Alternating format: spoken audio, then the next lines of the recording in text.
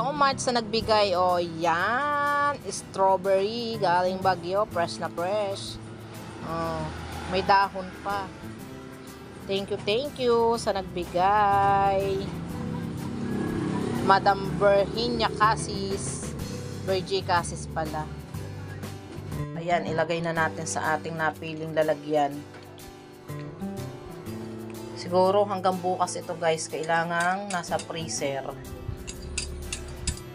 So, ayan lang po ang nangyayari. May toppings pang nalalaman, lumubog din naman.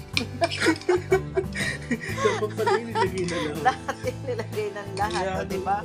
Lumubog, wag na, yain na, okay na yan. Yan diba? Literal na strawberry. Ayan na, yung aming pinaghirapan.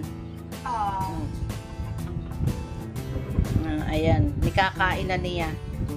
Yan yan, kamay lang. Diyos ko po, Rudy. Bulong sa akin, huwag mong iharap sa akin. Tapos ito, ayan, kami kakain. Ice cream ba yan? Ice cream nga ba? Strawberry salad. Natunaw na. Wala siya. Masarap, syempre.